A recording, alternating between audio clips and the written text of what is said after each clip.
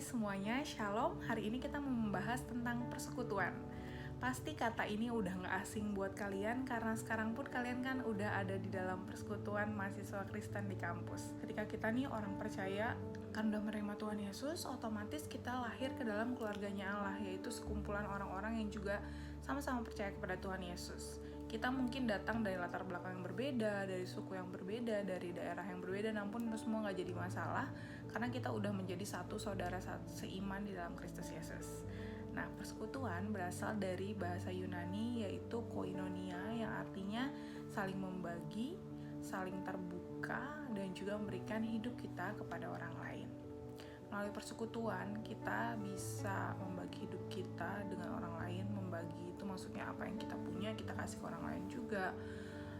Terus kita bisa saling menanggung beban kita, masalah kita juga bisa saling mendoakan. Nah, kalau kalian sadar, tadi ada kata saling ya. Saling itu meliputi memberi dan juga menerima. Jadi apa yang dilakukan dalam persekutuan itu berlangsung secara dua arah. Semoga bisa dipahami. Oke, kita tadi sama-sama udah tahu nih apa itu persekutuan. Sekarang kita mau masuk ke manfaat-manfaat persekutuan. Yang pertama, kita bisa saling mempertajam satu sama lain. Yang kedua, kita tahu bahwa akan ada orang-orang yang akan mengangkat kita saat kita jatuh dalam dosa, saat kita jatuh dalam keterpurukan, yang akan jadi support sistemnya kita.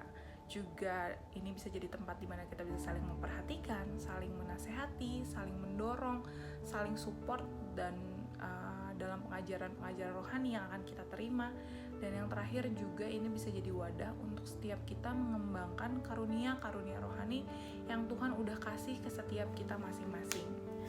Ada satu hal yang perlu kita tahu nih, dalam persekutuan itu penting banget untuk adanya keterbukaan dan kejujuran, di mana kita membiarkan orang lain untuk mengenal pribadi kita yang sesungguhnya, bukan cuman yang baiknya aja, bukan cuman yang mau kita tunjukkan untuk orang lihat, tapi sebagaimana diri kita yang sebenarnya.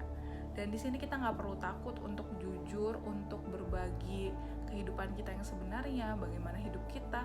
Karena apa? Karena kita ada di antara orang-orang yang sama-sama menerima kasih dan pengampunan dari Tuhan gitu. Jadi nggak usah khawatir, jangan takut. Kita ini bersekutu atas dasar buat fakta bahwa kita ini semua adalah orang yang berdosa, tapi kita udah ditebus Tuhan. Terus kita ini adalah ciptaan baru dan kita semua mau sama-sama bertumbuh menjadi lebih baik lagi. Satu hal yang pasti terjadi dalam membangun sebuah hubungan adalah adanya konflik atau gesekan. Dan itu adalah hal yang wajar ya teman-teman. Jadi kalau ada masalah itu sebenarnya normal aja. Yang penting itu gimana sih cara kita mengatasinya. Misalnya kalau kita ada persoalan, tentu aja kita perlu menyelesaikannya dan kita perlu berdamai dengan orang yang bersangkutan. Kalau ada orang yang menyakiti kita, kita perlu mendatangi orang tersebut. Kita bisa mengungkapkan apa sih yang membuat kita sakit hati. Setelah itu kita bisa mengampuni orang tersebut.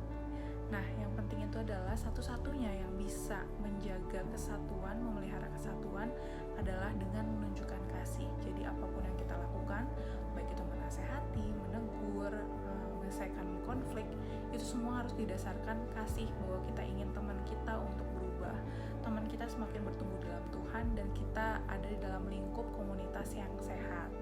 Kita juga bisa merubah mindset kita atau pemikiran kita seperti ini. Kalau Tuhan Yesus aja menerima aku apa adanya, mengasihi aku dengan sedemikian rupa, kenapa sih aku gak bisa mengasihi atau mengampuni teman-temanku yang lain gitu. Jadinya kita punya semangat untuk terus menjadi seperti apa yang Tuhan lakukan kepada kita. Kita bisa mengasihi lebih lagi. Di dalam Roma 12 ayat 9-21, Rasul Paulus menasihati kita untuk hidup dalam keharmonisan. Nanti aku akan menunjukkannya dalam tabel, kalian bisa sama-sama lihat dan baca, dan coba renungin sama-sama kira-kira udah dilakuin atau belum di dalam persekutuan.